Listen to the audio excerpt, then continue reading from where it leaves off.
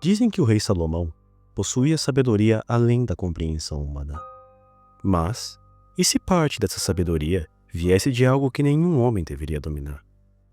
Textos antigos afirmam que ele não só se comunicava com entidades sobrenaturais, como também as aprisionava, usando-as a trabalhar para seu serviço. E foi assim que teria nascido um dos grimórios mais enigmáticos da história, o Lemegeton, também conhecido como a chave menor do rei Salomão. Hoje nós vamos mergulhar neste manuscrito proibido, um livro que promete revelar como controlar demônios e descobrir o que há em seu conteúdo tão misterioso.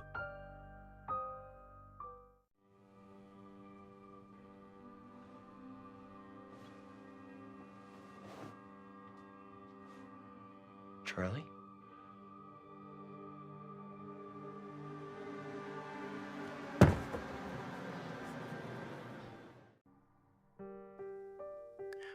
O Lemegeton surgiu na Europa entre os séculos 17 e 18, mas ele não é uma criação única, é o resultado de séculos de tradição ocultista. Seu conteúdo foi inspirado em textos muito mais antigos, como o Testamento de Salomão, um manuscrito apócrifo que remonta aos primeiros séculos da era cristã.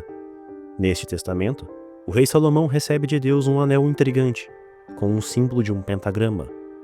Com ele, o rei passa a ter o poder de comandar espíritos, anjos e demônios, ordenando que construam seu lendário templo em Jerusalém. O texto descreve Salomão interrogando cada entidade, descobrindo seus nomes, selos, poderes e fraquezas. E é exatamente essa ideia que inspira o que viria a ser o Lemegeton, um manual detalhado para invocar, dominar e banir 72 entidades espirituais anciãs.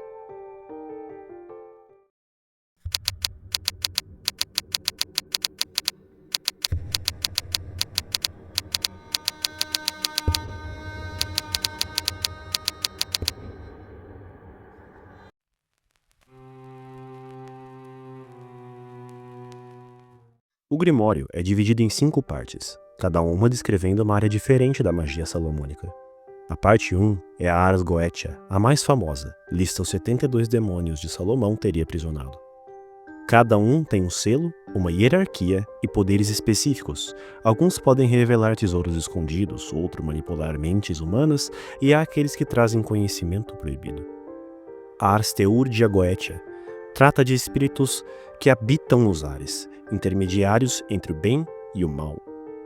A Ars Paulina foca em anjos e suas correspondências com as horas dos dias e signos do zodíaco. Ars Almadeu descreve a criação de uma tábua de cera sagrada usada para comunicação angelical.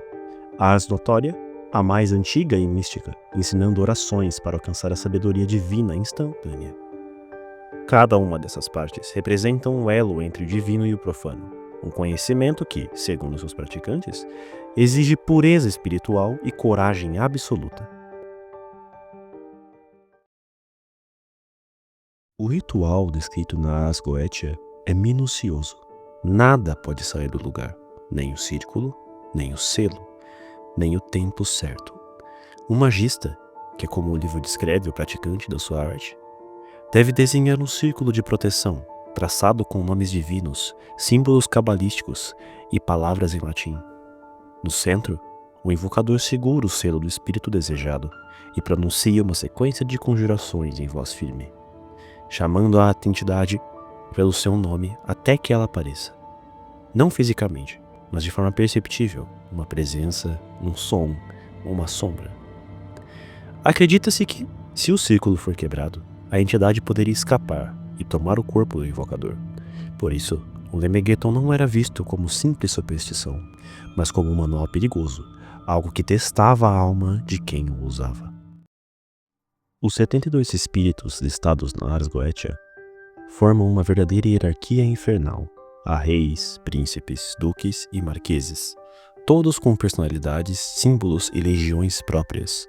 O primeiro é Baal, que dá a invisibilidade. Depois, Ágares, que ensina todas as línguas. Vásago, o espírito bondoso que revela segredos perdidos. E então, mais adiante, Puer, Astaroth, Belial, Asmodeus, nomes que aparecem em várias religiões e obras modernas. Cada espírito tem seu selo mágico, desenhado com linhas que lembram círculos ou constelações.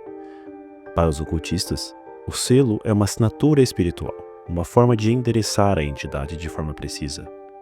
Muitos desses selos se tornam símbolos culturais, inspirando ocultistas, artistas, jogos e filmes por todo o mundo.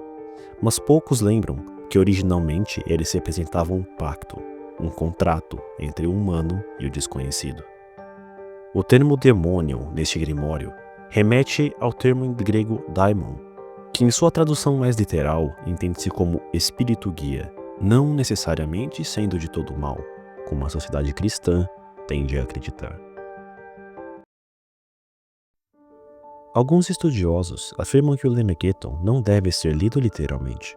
Eles o veem como uma metáfora espiritual, onde cada demônio representa uma parte do próprio ser humano.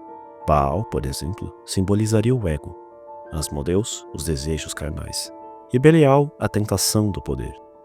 Nesse sentido, invocar e subjugar os demônios seria na verdade um processo de autodomínio, um ritual interno onde o magista enfrenta seus próprios medos e vícios. Mas outros acreditam que o livro é exatamente o que parece, um portal entre o mundo físico e o espiritual, um manual perigoso que jamais deveria ter sido aberto. Hoje, o Lemegeton e a Goetia continuam inspirando artistas, desde bandas de metal até jogos e filmes de horror. Tamanha é a influência desse grimório que, após estudar a Goetia e seus espíritos, é bem comum encontrar os seus nomes em obras que até mesmo não remetem nada ao oculto.